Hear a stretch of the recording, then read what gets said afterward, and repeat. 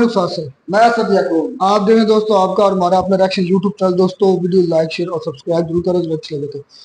Pakistani flag taken down in Germany by Afghanistan Afghans. बिल्कुल जी, Germany के अंदर पाकिस्तानी फ्लैग को कॉन्सुलेट से उतारा गया और वहां अफगानिस्तानियों ने अपना झंडा लहरा दिया। इस पर आप मेरे साथ क्या बोलते हैं, देखते हैं पहले वीडियो, फिर इस पर मजीद बात करते हैं। तुम जो गलत करोगे तुम्हें इसी जन्म में उसका हिसाब देना पड़ेगा। ऊपर जाएंगे और हमारे गुनाहों का या हमारे अच्छे कामों का फैसला अल्लाह करेगा। भाई साहब, ऊपर कुछ नहीं हो रहा, सब हो रहा है नीचे हो रहा है। थोड़ा सनातन के बारे में स्टडी कर लो, ठीक है? थोड़ा सा हिंदू रिलीजन के बारे में भी स्टडी कर लो, तुम्हें पता लग जाएगा कर्मों का फल यहीं पे मिल जाता है, थर्ड से मिल जाता है। Say no to violence, just take down the Pakistani flag and put up your Afghan flag, that's it. Afghan चढ़ दौड़े, अफगानों ने रगड़ दिया इन लोग। मिस्टर फाई, आप क्या कर रहे हैं यहां पे? खालिस्तानियों के बीच में आपका क्या मतलब है? फाई गायब।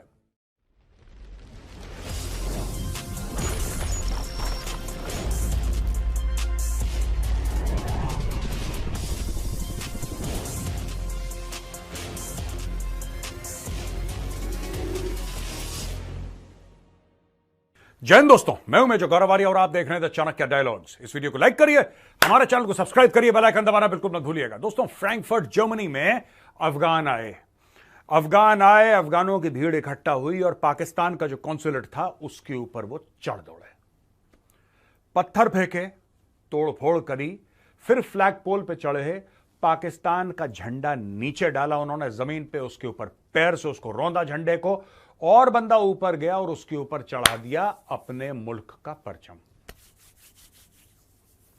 पाकिस्तानी बड़े दुखी हो गए कि ऐसा कैसे कर सकते हैं अफगान, ऐसा कैसे कर सकते हैं, हम प्रोटेस्ट करते हैं, हम वो करते हैं, वो करते हैं। सबसे पहली बात, मैं मुबारकबाद देना चाहता हूं अफगान भाइयों को जिन्होंने ये करा है। आप जाइए और पाकिस्तान का जहां जहां आपको झंडा मिले, अमेरिका में मिले, यूके में मिले, कहीं पर भी मिले, आप छोड़ना मत इनको, ठीक है? आप इनको ठोकते रहना। अब मैं आपको बताऊंगा क्यों ऐसा, मैं क्यों कह रहा हूं, ठीक है?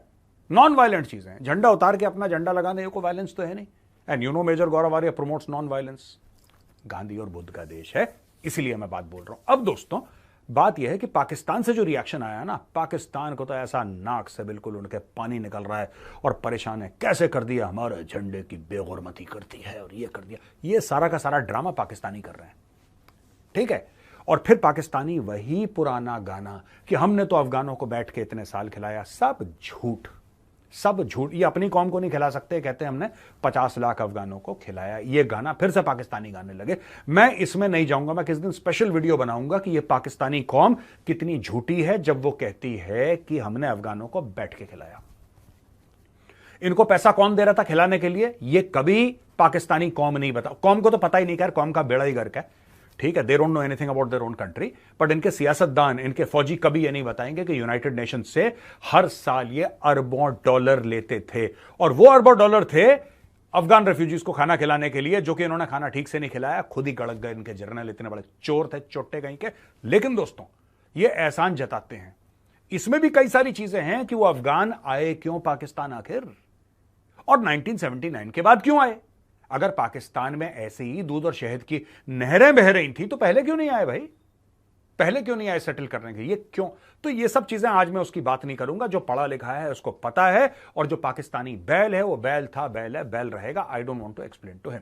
Now coming back to the point, Afghan चढ़ दौड़े, अफगानों ने रगड़ दिया इन लोगों को, ठीक है? और वहां पे छाती पीटने लगे। इससे पहले भी एक वाकया हुआ था दोस्तों, आज मैं फिर से उस वाकये की आपको याद ताजा करवाता हूं।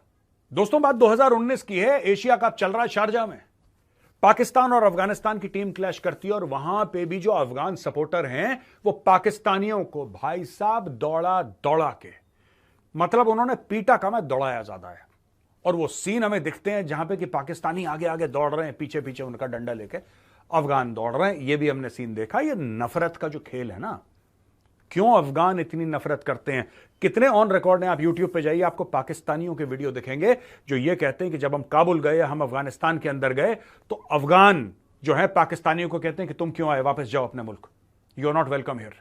ऐसा हुआ क्या है कभी पाकिस्तानियों सोचना। खैर, आज मैं उस मूड से नहीं आया कि मैं पाकिस्तान और अफगानिस्तान के रिश्तों के बारे में बात करूं। दोस्तों, सन 2023 19 मार्च। सन 2023 19 मार्च को हुआ क्या था दोस्तों? इस तारीख को जो खालिस्तानी रेडिकल्स थे वो भारत के हाई कमीशन के सामने खड़े हो गए, उन्होंने नारेबाजी करी और 2-4 बंदे गए, उसमें से एक बंदा ऊपर गया, उसने भारत का झंडा नीचे उतारा, हमारे झंडे की बेगुरमती करी और उसके बाद खालिस्तान का झंडा चढ़ाया। हो गया ये? कोई बात नहीं, ये एक चैप्टर है। अब इस चैप्टर को हम रैप अप करके कोने में रखते हैं, ठीक है ना? अब हम आपको दूसरी बात बताते हैं। ये खालिस्तानियों को दिमाग कौन देता है, पैसा कौन देता है? अब मैं आपको इस फिगर हेड के बारे में बताता हूं। दोस्तों, ये फोटोग्राफ है खालिस्तानियों की। ये देखिए, ये उस दिन की फोटोग्राफ है जिस दिन मोदी जी व्हाइट हाउस के अंदर थे और जो बाइडेन से मिलने आए थे। जो and Jill Biden were hosting prime minister Narendra Modi. Khalistani सामने झंडे झुंडे लेकर आए थे। ये जो बंदा आपको दिख रहा है ना, जिसका चेहरा सर्कल में है, इसका नाम है गुलाम नबी फई। गुलाम नबी फई कौन है? यह भी बहुत बड़ा मैटर है दोस्तों। गुलाम नबी फई ओरिजिनली एक कश्मीरी है जो आज की तारीख में रहता है अमेरिका में। गुलाम नबी फई को आईएसआई ने, इंटर सर्विसेज इंटेलिजेंस ने गुलाम नबी फई को रिक्रूट करा। और गुलाम नबी फई वो बंदा है जिसके through ISI Kashmiri separatist, Kashmiri terrorist को पैसा पहुंचाती है दुनिया भर में, और खालिस्तानियों की भी फंडिंग वही करता है। जब वहां पे कुछ रिपोर्टर्स थे भारतीय जिन्होंने पहचान लिया उसको, फट से माइक लेकर गए, मिस्टर फई आप क्या कर रहे हैं यहां पे? खालिस्तानियों के बीच में आपका क्या मतलब है? फई गायब। वो हम आपको फुटेज हमारे पास है लेकिन हम दिखा नहीं सकते क्योंकि उस पर फिर कॉपीराइट का मैटर है, किसी और का है, हम क्यों दिखाएं आपको। लेकिन अगर आप जाएंगे, आप इसको देख सकते हैं, यूट्यूब में जाइए, आपको पता लग जाएगा मैं किस चीज के बारे में बात कर रहा हूं। ये उसी रैली जो इन्होंने निकाली थी प्रोटेस्ट प्राइम मिनिस्टर मोदी के। देखो, आपको पूरा अधिकार है, पीएम मोदी आए, आपको जो करना है करो, आपको हाय हाय करना है, आपको तौबा तौबा करना है, आपको झंडे दिखाने हैं, आपको प्लेकार्ड दिखाने हैं, वो आपका अधिकार है। वो आपका, जिसको कहते हैं 100% अधिकार है, वो बात मैं मानता हूं। लेकिन मैं बोल रहा हूं कि खालिस्तानियों के बीच में गुलाम नबी फई क्या कर रहा है, इसका क्या मैटर है बीच में? दोस्तों, कश्मीर अमेरिकन काउंसिल का हेड है गुलाम नबी फई, और एफबीआई यानी कि फेडरल ब्यूरो ऑफ इन्वेस्टिगेशन ने यह इसके ऊपर इल्जाम लगाया था और कोर्ट में साबित भी हो गया था कि पाकिस्तान की आईएसआई ने $3.5 मिलियन गुलाम नबी फई के अकाउंट में डाले।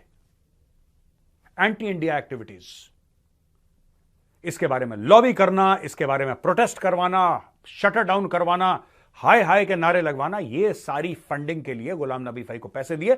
ये FBI is on the records. FBI is on the records.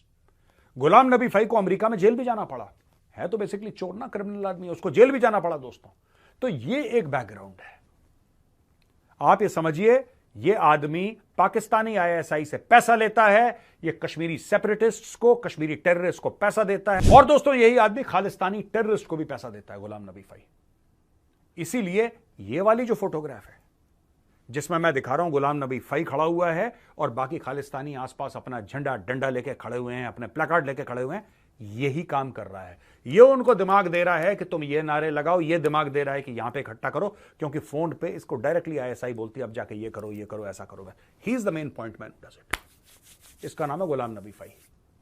ठीक है दोस्तों, अब मैं आपको बताता हूं 2023 में जो हमारा झंडा लंदन हाई कमीशन से उतरा, ठीक है, और अब जो पाकिस्तान का झंडा उनके कॉन्सुलेट से उतरा, जो कि अफगानों ने उतारा था। ये दोनों फोटो आप अपने सामने देख सकते हैं, लेफ्ट हैंड साइड में जो पाकिस्तानी स्पॉन्सर्ड खालिस्तानियों ने हमारे साथ करा, और दूसरा जो अफगानों ने पाकिस्तान के साथ करा। देखिए, 2-3 चीजें हैं। कई पाकिस्तानियों से बात करता हूं, वो कहते हैं कि नहीं, ऊपर जाएंगे और हमारे गुनाहों का या हमारे अच्छे कामों का फैसला अल्लाह करेगा। देखो दोस्तों, मैं तो इन सब चीजों में भरोसा करता नहीं हूं, ठीक है। सिर्फ इस्लाम में जन्नत और जहन्नम नहीं होता, हिंदूज भी मानते हैं, हिंदूज भी कहते हैं स्वर्ग और नर्क होता है, हेवन और हेल होता है, क्रिश्चियंस भी मानते हैं। लेकिन मैं एज अ हिंदू मैं नहीं मानता। मैं कहता हूं कि तुम जो गलत करोगे तुम्हें इसी जन्म में उसका हिसाब देना पड़ेगा। अगर तुम किसी का बुरा करोगे, ठीक है, तो ऊपर वाला हिसाब रखता हो ना रखता हो, किस्मत हिसाब रखती है, तुम्हें अभी अड़ंगी पड़ेगी, तुम मुंह के बल गिरोगे। तुम गलत काम कर, तुम अच्छा किसी का काम करोगे तुम्हारे साथ अच्छा काम होगा, तुम बुरा काम करोगे तुम्हारे साथ बुरा होगा। यह बात तय है दोस्तों। आज नहीं तो कल, नहीं तो परसों, मैं ये मानता हूं कि इसी दुनिया में आपका हिसाब बराबर हो जाता है। ठीक है, मैं आपको बताता हूं ऐसे ऐसे लोग, राइट, जिन्होंने किसी को धोखा दिया, चीटिंग करी, किसी से पैसे लिए, वादा करके वो काम ना करके उनसे पैसे लिए, दुगनी रकम उनकी जेब से निकल गई 3 साल के अंदर, दुगनी रकम। ठीक है, ये मैंने अपनी जिंदगी में, मैंने अपने सामने देखा, अपनी जिंदगी में उदाहरण देखे हैं। मतलब एक बंदा दूसरे को पैसे दे रहा है, वो कह रहा है मैं तेरा काम करूंगा, काम नहीं करता, फिर कहता कोई पैसे नहीं, मैं नहीं देता वापस, और वो बंदा जिसने चोरी करी थी उसकी जेब से दुगना पैसा निकल जाता है, वो सड़क पे आ जाता है। ये मैं देख चुका हूं यार, अपनी जिंदगी, through my eyes I have seen this. तो किसी पाकिस्तानी को यह लगेगा कि यहां पे कुछ कर लो, ऊपर ऊपर कुछ नहीं हो रहा भाई साहब, ऊपर कुछ नहीं हो रहा, सब हो रहा है नीचे हो रहा है। तुमने खालिस्तानियों से बोला कि भारत के झंडे की बेगुरमती करो, तुम्हें अपने बुरे कर्मों का फल मिला। 2 दिन पहले तुम्हारे झंडे की बेगुरमती हुई। यह होगा आगे चल के, देखो सुनो, तुम जो करोगे ना तुम्हें वैसा ही मिलेगा। तुमने बहुत साल से तुम कश्मीर में आतंकवादी भेज रहे थे, आज भी भेज रहे हो, आज भी भेज रहे हो ना, ऐसी बात तो नहीं कि तुमने भेजना बंद कर दिया, तुम आज भी भेज रहे हो आतंकवादी।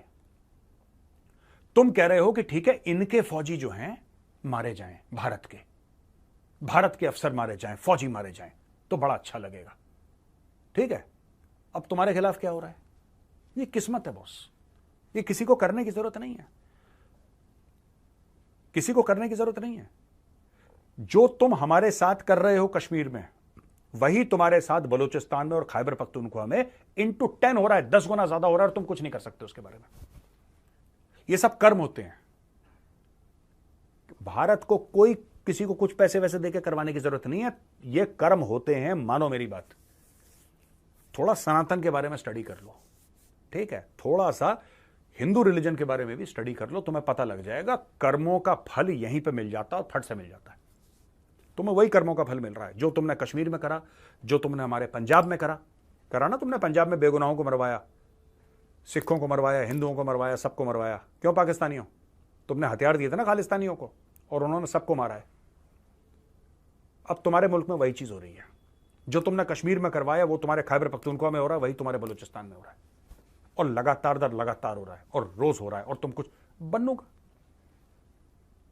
तुम्हें क्या लगता है बन्नू वाला मैटर यहां पे रुक जाएगा? अभी ऐसे कई दर्जनों भर बन्नू और होंगे। अब ये मत बोल देना कि मेजर साहब ने तो पहले ही बता दिया था इसी की प्लानिंग है, फिर मेरे खिलाफ कहीं जाके एफआईआर फाइल करो। नहीं, मैं उसकी बात नहीं कर रहा। मैं तुम्हें यह बता रहा हूं कि ये अटैक इसलिए होंगे क्योंकि तुम्हारी करतूतें ऐसी हैं, तुम्हारी फौज ऐसी है, ठीक है। ये होगा, और ये तब तक चलता रहेगा जब तक तुम यहां पे भारत के अंदर अपनी गंदी हरकतें बंद ना करो। तुम्हें क्या लगता है, तुमने सैन फ्रांसिस्को में तुमने खालिस्तानियों को बोला कि जरा एक मोलोटोव कॉकटेल फैलना है, जरा आग लगाना है इनके सैन फ्रांसिस्को को। तुम्हें क्या लगता है तुम्हारे कॉन्सुलेट नहीं है? ऊपर वाला देख रहा है, ऊपर वाला देख रहा है, ठीक है।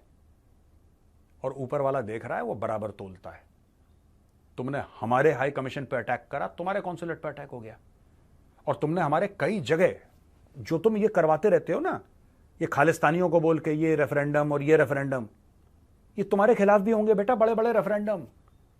और जो दूसरी पार्टी है ना, दूसरी पार्टी के पास तुमसे 100 गुना ज्यादा डॉलर हैं यार, तुम्हारे पास तो कुछ भी नहीं है, भिखारियों। दूसरी पार्टी के पास, दूसरी पार्टी कौन है मैं नहीं बताऊंगा, दूसरी पार्टी के पास तुमसे 100 गुना ज्यादा पैसे हैं, और सारा खेल पैसे का है, सारा खेल पैसे का है। कहानी खत्म। जो पैसा बांटेगा उसका काम हो जाएगा। दुनिया में सबको चाहिए डॉलर, और डॉलर दूसरी पार्टी के पास इतने हैं कि तुम सोच नहीं सकते, तुम्हारी सोच है उसके आगे। तो मैं पठान भाइयों को बहुत कॉन्ग्रेचुलेट करता हूं, बहुत मुबारकबाद देता हूं अपने पठान भाइयों को, पश्तून भाइयों को, अफगान भाइयों को। ठोको इनके और एम्बेसी में कुछ मत करना। There is no need for violence. झगड़ा नहीं करना, say no to violence. Just take down the Pakistani flag and put up your Afghan flag. That's it. और कुछ नहीं करना। You don't have to throw stones. You don't have to indulge in violence. You don't have to do any activity which is remotely violent. peacefully protest outside Pakistan's embassies and their high commissions and their consulates. Peacefully, absolutely peacefully protest, right? And make sure that the Pakistani flag is down on the road and your nation's flag is there on top. That's it. Nobody should be harmed. There should be no aggression, either through words or through deeds. Silently protest. Pakistan should get a taste of its own medicine. अब दोस्तों जो Afghan nationals हैं वो क्यों परेशान है by the way? अब आप बोलेंगे मेजर साहब क्या हुआ अचानक उठ के? अचानक नहीं, पाकिस्तानियों ने बहुत बुरा करा इनके साथ, इनको पकड़ पकड़ के। पहले तो पाकिस्तानियों ने क्या करा मैं बताता हूं क्यों। ये बड़े अजीबोगरीब लोग हैं यार पाकिस्तानी, ये अजीब ब्रीड है बिल्कुल। पहले इन्होंने पैसा लेके अमेरिकन से अफगानों के घर में आग लगाई, ठीक है जी। इन्होंने अफगानों के घर पे लगाई आग, यानी कि अफगानिस्तान में इन्होंने आग लगाई। 1979 के पहले कुछ नहीं था वहां पे, सब सन्नाटा था। फिर रूस आ गया, रूस बैठ गया काबुल पे। जियाउल हक ने बोला अमेरिका पैसे देगा, मामला बढ़िया है, क्योंकि तब तक जियाउल हक जो था ना, उसने जुल्फिकार अली भुट्टो को फांसी लगवा दी थी और दुनिया भर में उसकी हो रही थी थू थू। लोग कह रहे थे डिक्टेटर है, निकालो उसको, निकालो उसको, निकालो उसको। वो चाह रहा था कि भाई एक सुपर पावर है अमेरिका, ठीक है जी, सुपर पावर है अमेरिका। अमेरिका से बोलो कि ऐसा है कि हम रूस को ना परेशान करेंगे, हम यूएसएसआर को परेशान करेंगे यार, और हम ऐसा परेशान करेंगे, ऐसा परेशान करेंगे, उसकी नाक से खून निकलवा देंगे। हम अपने मदरसों से जिहादी पैदा करेंगे, आप बस हमें पैसा दो, आप नोट दो। यूएस ने बोला जी बल्ले बल्ले, तो बहुत बढ़िया आइडिया। यूएस ने बटोर के पैसे कंटेनर के कंटेनर डॉलर भेजे। जियाउल हक ने कंटेनर डकर गया वो अंदर, और जियाउल हक ने पाकिस्तानी फौज को बोला कि तुम जिहादी तैयार करो। वो जिहादी भेजे अफगानिस्तान में। अफगानिस्तान में हुआ सिविल वॉर। जब अफगानिस्तान में भैया हुआ सिविल वॉर, तो वहां पे जो पश्तून थे वो कहां भागते, क्योंकि दूसरी जगह कहां पश्तून है? आपको लगता है क्या तजाकिस्तान जो है वो पश्तून मेजोरिटी है? होंगे कुछ, मैं मना नहीं कर रहा, but is it Pashtun majority? कौन से इलाके हैं जो पश्तून मेजोरिटी है तजाकिस्तान में? कौन से इलाके हैं कजाकिस्तान में जो पश्तून मेजोरिटी हैं? कौन से इलाके हैं किर्गिस्तान में जो पश्तून मेजोरिटी हैं? या कौन से इलाके हैं ईरान में जो पश्तून मेजोरिटी हैं? वो जो वहां के पश्तून थे उनको पाकिस्तान ही आना था, क्योंकि उनकी रिश्तेदारी वहां पे थी भाई। उनके रिश्तेदार हैं, सेम ट्राइब्स हैं, वही अफरीदी हैं, वही यूसुफजाई हैं, वही अचकजाई हैं, वही फलाना, वही डिमका, वही ट्राइब्स हैं दोनों जगह यार। It is the same culture. उनको वहां पे कंफर्ट था। आज की तारीख में जो अफगान उनको गालियां देते हैं, कहते हैं यार तुम हर समय हमें यह ताना देते हो कि तुम्हें बैठा के खिलाया, तुम्हें बैठा के खिलाया। आखिर कभी अपने दिल से पूछा है कि हम लोग आए क्यों वहां पे पाकिस्तान? कौन वो पागल का बच्चा था जो खुशी खुशी पाकिस्तान आता? तुम लोगों ने हमारे मुल्क में आग लगाई, इसलिए हमें भाग के आना पड़ा वहां से। आज की तारीख में मंजूर पश्तीन अगर यह कहते गलती से कि मैं हुकूक के लिए लड़ रहा हूं, अपने राइट्स के लिए लड़ रहा हूं पश्तून भाइयों के लिए, और हम पाकिस्तान के आईन यानी कि पाकिस्तान के कॉन्स्टिट्यूशन के तहत अपनी लड़ाई लड़ रहे हैं, ये कहते हैं गद्दार है यार। अली वजीर अंदर डालो, मोहसिन दावर अंदर डालो, ये सब गद्दार है, ये सब। और वो बात क्या कर रहे हैं? वो ये कह रहे हैं कि यार जो हमारे भाई भाई जिनको तुमने गायब कराया, जिनको मार काट के कहीं फेंक दिया, ये तो बता दो कि उनकी कब्र कहां पे है यार, वहां पे नमाज अदा कर दे यार, मरे आदमी का नमाज। कोई कुछ नहीं कह रहा। जो पठान हैं पश्तून तहफ़्फ़ुज़ मूवमेंट के, वो ये नहीं कह रहे कि हमें पाकिस्तान का एक अलग हिस्सा चाहिए, बिल्कुल नहीं कह रहे। वो पाकिस्तान के बंटवारे की बात नहीं कर रहे, राइट? और उनके साथ पाकिस्तान गलत काम कर रहा है। वो जो लोग हैं ना पश्तून तहफ़्फ़ुज़ मूवमेंट के दोस्तों, वो हाथ जोड़ के रिक्वेस्ट कर रहे हैं, लेकिन पाकिस्तान को इज्जत हजम नहीं होती। पाकिस्तान को चाहिए ऐसा बंदा जो लात मारे, बाल खींचे, बेइज्जती करे। एंटर तहरीक तालिबान पाकिस्तान, वो भी पश्तून है। जैसे पश्तून तहफ़्फ़ुज़ मूवमेंट का, ठीक है, पश्तून तहफ़्फ़ुज़ मूवमेंट का मंजूर पश्तीन है, वो पश्तून है ना, उसी तरीके से जो टीटीपी वाले हैं वो भी तो पश्तून है, वो भी पश्तून है। उनकी इज्जत करता है पाकिस्तानी स्टेट, उनसे डरता है क्योंकि उन्होंने हथियार उठा रखे हैं। तो दोस्तों ये सब ड्रामा चल रहा है। Anyway, coming back to this point कि भाई आपने ये उठा दिया और ये हमारा झंडा नीचे गिरा दिया, और जो पाकिस्तानी अभी कड़वे पानी की उल्टियां कर रहे हैं ना, बेटा बहुत जगह होने वाला है, बहुत जगह होने वाला है। तुम्हारा हिसाब किताब इसी दुनिया में पूरा होगा। ऊपर जाके जन्नत जाओगे, जहन्नुम जाओगे, वो तो मुझे नहीं पता, मुझे तो कोई भरोसा नहीं ऐसी चीजों पे, लेकिन सारा हिसाब किस्मत इधर ही करेगी। तुम्हारे और जो जगह हैं और ठिकाने हैं, वहां पे पाकिस्तान का झंडा नीचे आने वाला है। और मैं अफगानों से कहता हूं करते रहो, लेकिन नो वायलेंस, वायलेंस मत करना, no violence, peaceful protest, right? मैं भी जरा ग्रेटा थनबर्ग से सीख रहा हूं कुछ ना कुछ यार, ऐसी बात थोड़ा है ना। अब दोस्तों हम आते हैं सवाल और जवाब पे। सवाल और जवाब पे पहला गुलशन भारद्वाज का सवाल है। वो कहता है कि वेस्ट बंगाल की चीफ मिनिस्टर ने बोला है कि बांग्लादेशी पीपल अगर बांग्लादेश के लोग अगर आते हैं और मदद मांगते हैं तो हम उनको मदद देंगे। लेकिन इनका यह कहना है गुलशन भारद्वाज जी का कि यहां पे तो बांग्लादेशी एक्सट्रीम इस्लामिस्ट ऑलरेडी हैं, तो what's your take in this situation? यानी कि मेजर आप क्या समझते हैं? देखिए मैं कुछ भी नहीं समझता इसमें। पहली चीज तो यह है कि किसी को देश के अंदर सिटीजनशिप देना यह स्टेट गवर्नमेंट की बात है ही नहीं, ये सेंट्रल गवर्नमेंट की बात है, राइट? अगर आप भारत में आके रहना चाहते हैं, आपका स्वागत है। आप बांग्लादेशी हो, कोई भी हो, एक तरीका है, एक कानून है, आप कानून से आइए। मैं सिंपल सी एक बात बताऊं दोस्तों, कोई कितना भी परेशान हो, कैसा भी परेशान हो, your first act of coming into India can not be an illegal act. मैं इसमें डिसएग्री करता हूं, क्योंकि मैं इसलिए कह रहा हूं कि आप भारत में आके सेटल होना चाहते हैं, बिल्कुल आइए, लेकिन एक तरीका है, आप तरीका फॉलो करिए। आप ये नहीं कह सकते कि मैं कानून तोड़ के भारत आऊंगा। जब आपका पहला एक्ट भारत में आने का इलीगल एक्ट है, फिर आप फ्यूचर में क्या करेंगे? ये बात है। जयंत सर, ये सैम पूछ रहे हैं कि regarding Indian defence capabilities, why we share numbers of bases, weapons and fighter jets? For example, we require more than 40 squadrons and we have around 30. Why disclose this in open? Shouldn't such things be kept secret without giving any numbers to enemy? नहीं, ऐसा नहीं है। ये सारे army, सारी air forces का यही है, it's all out there in the open. देखिए मैं आपको बात बताता हूं, सैम एस आपका नाम है, जिस चीज को आप सीक्रेट समझ रहे हैं ना, उसको फौज सीक्रेट नहीं समझती। मैं आपको एक आज ब्लंट बात बताता हूं, क्योंकि कई लोग मुझसे कहते हैं जब मैं फौजी एरिया में शूट करना चाहता हूं, कहते हैं आप क्यों दिखाते हैं फौजी एरिया, यहां पे कुछ नहीं है। अगर फौज को लगता कि मैं फौजी एरिया में जाकर शूट कर रहा हूं और वहां पे कुछ गड़बड़ हो सकती है, फौज कभी परमिशन नहीं देती, ठीक है? तो जिसको आप सीक्रेट समझ रहे हैं कि भारत की कितनी स्क्वाड्रन्स हैं, कितनी स्क्वाड्रन्स नहीं है, कितनी कम है, एयरफोर्स उसको सीक्रेट नहीं मानती। और जिस चीज को एयरफोर्स सीक्रेट मानती है, आप और मेजर गौरव आर्या सर के बल खड़े हो जाए, हमें जिंदगी भर पता नहीं लगेगा। आप समझ गए? जो वो छुपाना चाहते हैं वो आप और मैं पता लगा नहीं सकते, और जो बताना चाहते हैं वो सबको पता है। It's as simple as that. Praveen P कहते हैं, जय श्री राम गौरव भाई। जय श्री राम प्रवीण जी। आपने अक्सर डिस्कस करा है कि government should give go ahead to the army to cross LOC. पर रिसेंट इंटरव्यू में टॉप डिफेंस एक्सपर्ट ने बोला था कि despite repeated terror attacks in Jammu, the government does not want to cross LOC as it fears retaliation from China along LOC and may be near impossible for India to counter these two threats simultaneously. देखिए प्रवीण जी, ऐसा है कि मुझे नहीं पता ये कौन से टॉप डिफेंस एक्सपर्ट हैं, राइट?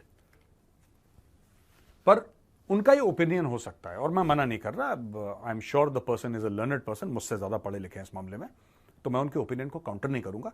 मैं सिर्फ ये कह रहा हूं कि अगर आपने एलओसी पार नहीं करी तो ये टंटा नहीं रुकेगा, ठीक है? और आपको वॉर लड़ने की जरूरत थोड़ा ना कि चाइना इन्वॉल्व हो जाए, वॉर लड़ने की जरूरत नहीं है। जो आप 500 पैरा एसएफ वाले डिप्लॉय कर रहे हो जम्मू में, आप बोलो ठीक है, आपकी एक एक टीम जाएगी यहां पे, ये 2-3 पोस्ट रात को गुड नाइट बोल के वापस आ जाना, कहानी खत्म। पाकिस्तानी फौज डर के माहौल में रहे, ठीक है? जब वो डर के माहौल में रहेंगे तब वो कुछ नहीं कर पाएंगे। चाइना क्या बोलेगा? तुमने पाकिस्तानी पोस्ट में जाके गुड नाइट बोल दिया लोगों को, हम बहुत गुस्सा हैं तुमसे, हम तुम्हारे ऊपर न्यूक्लियर अटैक करेंगे, ऐसा होगा क्या? नहीं। चाइना तो तब पड़ेगा ना जब चाइना के इंटरेस्ट खराब होंगे। आप चाइना पे थोड़ा ना कर रहे हो अटैक, आप पाकिस्तान पर भी अटैक नहीं कर रहे भाई। और ये सब मैं बता रहा हूं, हमारी डिफेंसिव थिंकिंग है बहुत ज्यादा। पाकिस्तान के पास न्यूक्लियर वेपन है। 1999 में पाकिस्तान ने कारगिल पे, यही महीना चल रहा है ना कारगिल का, 26 तारीख को कारगिल विजय दिवस है, 26 जुलाई को, आपको पता ही होगा। नहीं, पाकिस्तान के पास न्यूक्लियर है। पाकिस्तान ने 1999 में जब कारगिल पे चढ़ दौड़ा, तब पाकिस्तान ने यह सोचा कि इंडिया के पास न्यूक्लियर है। मैं बता रहा हूं, ये सारी की सारी चीजें गीदड़ भपकियां हैं, निपटा दो, बाद में सॉरी बोल देना अगर कुछ दाएं बाएं हो गया हो तो, देख लेंगे बाद में, काम पहले कर दो। फौज में एक कहावत सीखी थी मैंने, जो आज मैं रिपीट कर रहा हूं, it is easier to seek forgiveness than to seek permission. मैं तो इंडियन आर्मी से कहता हूं, कर दो, एक बार कर दो, जाके थैंक यू बोल दो बढ़िया तरीके से, ठीक है? फिर बाद में बोल देना साहब लड़के थे, जज्बात में बह गए, आगे चले गए, बाद में देख लेंगे कौन किसको क्या पूछ रहा है। और ऐसी बात नहीं कि इंडियन आर्मी ऐसे पहले कर नहीं चुकी, ठीक है? मैं इससे ज्यादा नहीं बोलूंगा। तो दोस्तों, वीडियो देखने के लिए बहुत बहुत धन्यवाद। अगर पसंद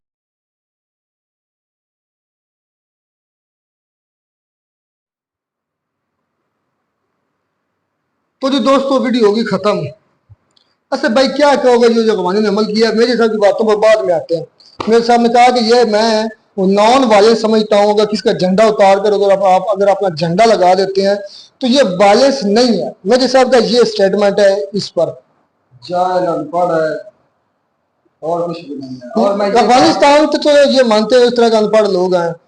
तो चले आप ये जो अफगानिस्तान का अमल है, मेरे साहब कह रहे हैं कि ये नॉन वायलेंस है। असल में मैंने जो हिस्ट्री पढ़ी है, पहले हुआ करते थे किले, मतलब जो सल्तनतें होती थी उनके किले हुआ करते थे, और उन किलों के ऊपर सबसे मेन चीज होती झंडा लहराना। जो मैं जानता हूँ, मतलब जिस किले पर जिस भी हुक्मरान का झंडा लहरा दिया जाता था वो उस किले वो फतह का निशान होता था। मतलब पहले की ऐसी बातें हैं। आप समझते ये वायलेंस ही नहीं है? चले हो सकता है आपके नजदीक ना हो। जाहिलों के दिमाग में अभी तक यही बात है। ये वो बात है हमारे यहाँ की जो पंजाबी में मिसाल देते पिछौड़े आकर वैर पूरा करने वाले कि सामने से लड़ नहीं सकते, प्रॉपर जंग नहीं लड़ सकते पाकिस्तान से, तो ऐसी हरकतें करेंगे। पैसा लेकर 2 टके के बिकने वाले ये लोग हैं जो बाहर खड़े हैं, और जो भी पैसा देता है उसके लिए काम करना शुरू कर देते आपको सिर्फ भाई याद है मेजर साहब ने भी दिखाया कि जब एशिया कप हो रहा था तो अफगानिस्तान हमसे हार गया था मैच। नसीम शाह ने आखिरी 2 बॉलों पर 6 लगाए यार थे। क्या है ये। तो उन्होंने मोहम्मद आसफ, आई थिंक मोहम्मद आसफ जो है ना, उन्होंने मिसबिहेव किया था उनके बॉलर के साथ। बैट उठाकर दिखाया, मतलब मारने की कोशिश की। तो उसके बाद ग्राउंड के अंदर जब अफगानिस्तान हारा तो अफगानिस्तान सारी बात जज्बाती लोग हैं, पठान है, अकल शक्ल है नहीं, कोई नहीं है, हम में भी कोई नहीं। लेकिन अब थोड़ा सा हम पढ़ लिख के थोड़ा सा महजब हो गए हैं।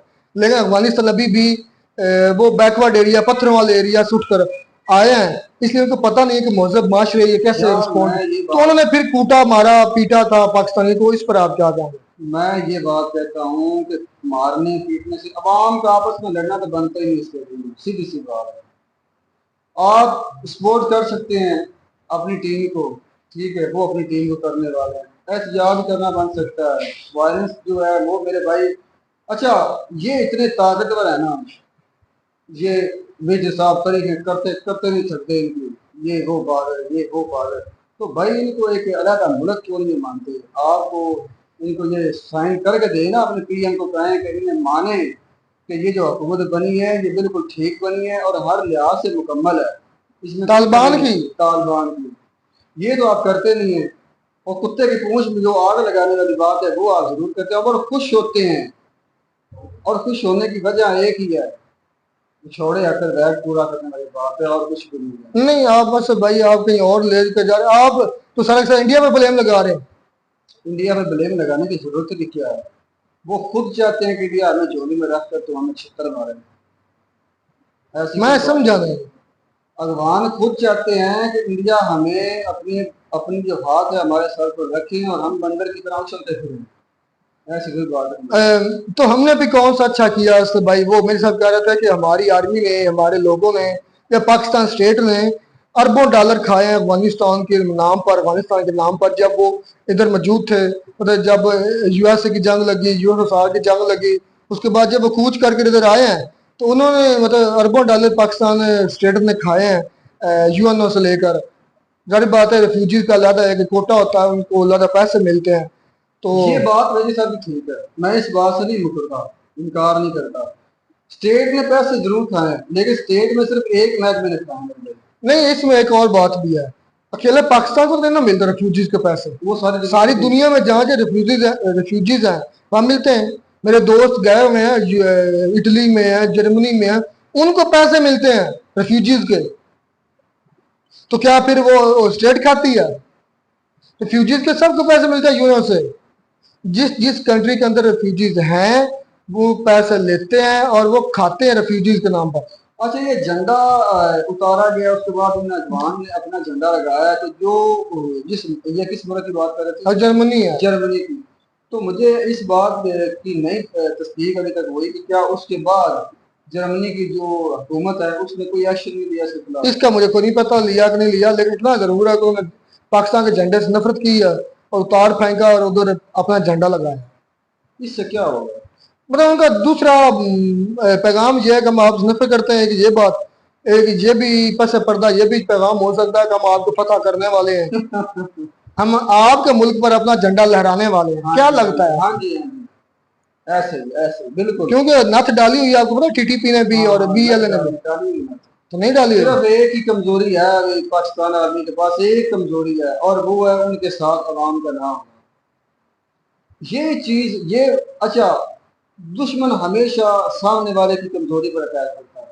ये जितने भी ये ब्लॉगर्स हैं, ये जो यूट्यूबर्स हैं, ये जो सारी बकवास है ना, मैं ये नहीं कहता जिसमें कोई झूठ है, सच भी हो सकती है, सारी सच हो सकती है, लेकिन उसमें एक नुकसान स्टेट ऑफ पाकिस्तान का ये है कि जहां ये फौज से नफरत करते हैं, वही मेरे भाई ये पैसे के लिए कुछ भी मानने को तैयार है, कुछ भी बकने को तैयार है। अच्छा, एक और मेरे साहब ने बातें तो बड़ी लंबी चौड़ी हैं, सवालों के जवाब भी दिए हैं, उसकी तरफ मैं नहीं एक तो बांग्लादेश पर भी बात है, सवाल हुआ, वो भी इतना ज़्यादा नहीं बोले बांग्लादेश पर, उन्होंने कहा कि उनका अपना मैटर है। अच्छा, गुलाम नबी फाई का जिक्र किया है, कोई कश्मीरी है जो कि वो एहतजाज में मौजूद था, उसको कहा कि वो ISI फंडिंग कर रही है, ISI उसके पीछे है, ISI सारा कुछ करवा रही है, खालिस्तान के मूवमेंट भी ISI चला रही है, ISI फंडिंग कर रही है। और जिनको अपने घर में खाने के लाले हैं वो दूसरों को फंडिंग करेंगे, कमाल की बात करते हो। हाँ, ये चीज तो मैं भी सोच रहा था कि हमारे घर में अपनी रोटी पूरी हो नहीं रही, हम दूसरों को पैसे देकर हमें क्या मिलेगा? ये उन बापों का नाम न लेते जो असल में फसादी हैं, कौन है जो ऊपर से बैठ कर इन जैसे मुल्कों को आपस में लड़वाते हैं। कौन लड़वाता है? भाई इनमें टॉप का नाम है अरका खान का। USA वाहिद वो कंट्री है जो हर मुल्क में टांग अड़ाती है, हर मुल्क में उसकी खराबी है मेरे भाई। उसका असला तब तक नहीं बिकेगा जब तक दुनिया में फसाद नहीं होगा। पूरी दुनिया में अमन हो जाए तो वो असला किधर कर लेकर जाएगा, उसको क्या फायदा उस असले के बनाने का? इस बात में कभी गौर किया आप लोगों ने? नहीं, ISI वाकई बैक करती है खालिस्तान को? सवाल ही पैदा नहीं होता। ये जो मिशाल मलक है ना, इसके बारे में कहा जाता है कि मिशाल मलक जो है ना, ये ISI नहीं, यासीन मलक और मिशाल मलक की एक दूसरे के साथ जो है ना यार मेरी बात फ्रेंडशिप। सुन, अगर इन लोगों के पास पैसा होता, एक मैं मिसाल देता हूँ, इन लोगों के पास पैसा होता, सबसे पहले ये जो बलूचिस्तान में तहरीक चल रही है इसको मिटाने के लिए वहां पर पैसा इन्वेस्ट किया जाता, पैसा लगाया जाता, तरक्की के लिए नहीं, आप गलत मतलब ले रहे हैं, तरक्की के लिए नहीं, चंद लोगों को खरीदा जाता और जो इस तहरीक को चलाने वाले मेन किरदार है उनको मरवा दिया जाता, या अगर कुछ उसके बगावत का प्रोग्राम वो कैंसिल करवाने का कुछ करते। अगर इनके पास पैसा होता, और ये बहुत पुरानी तरीक है, बड़े बड़े सियासतदान, बड़े बड़े बादशाहों ने जहां पर भी ये तरीके चली हैं ऐसा ही इख्तियार किया है, यही प्रोपोगंडा चलता आया और ऐसे ही खत्म होता आया। मैंने इंडिया की एक फिल्म देखी थी, यही ये लहर के नाम से जो खालिस्तानी कहलाते हैं, लहर के नाम से तहरीक चली थी इंडिया में, उन्होंने खत्म कैसे करवाई? उन्होंने सिखों को पैसा दिया गवर्नमेंट ने, तो जो सिख बने उन्होंने सिख लड़कियों के रेप किए और इल्जाम किन पर लगे? खालिस्तानियों पर, वो लहर के बंदों पर। तो लोगों का वो जो यकीन था उनसे वो खत्म हो गया, तो लोगों ने खुद उनको अपने घरों से पकड़वा कर मरवाया। ये और बड़ी ये बात कह रहा हूँ, अगर इन लोगों के पास पैसा होता फौज के पास, तो ये बलूचिस्तान में KPK में जहां पर भी ये चीजें चल रही हैं। अच्छा, मेरे साहब एक और भी बयान देते होते हैं, वो कहते हैं कि ये जो खालिस्तानी ये सिख है ही नहीं। यार अगर ये सिख नहीं है तो जो जेल में पड़ा हुआ है, जेल के अंदर होने के बावजूद कैसे जीता? अमृतपाल सिंह। अमृतपाल सिंह कैसे जीता है? हमने पाकिस्तानी में जाकर वोट दिया उनको, कैसे जीता है वो? इस बात का जवाब इंडियन सिखों ने दिया, पंजाबियों ने दिया, इंडियन पंजाबियों ने दिया। कैसे नहीं है? सिख नहीं है तो हिंदुस्तानी नहीं है जिन लोगों ने वोट दिया। लेकिन मैं इसके खिलाफ हूँ, वैसे पर्सनली तौर पर खिलाफ इसलिए कि एक बंदा जिस पर आरोप है, जिस पर केस चल रहे हैं, वो इलेक्शन कैसे लड़ सकता है? उसको इलेक्शन लड़ने की इजाजत नहीं होगा यार उनका। चले, मुझे ये अच्छा नहीं लगा ये कानून कि एक बंदा जिस पर केस चल रहे हैं, इतना बड़े केस, फिर गद्दारी के केस है, उसको फिर इलेक्शन लड़ने की इजाजत नहीं। मैं कहूँ तो ये डबल माइंडेड हो गए हैं। चलें, खैर मिलते हैं वीडियो में। God bless you.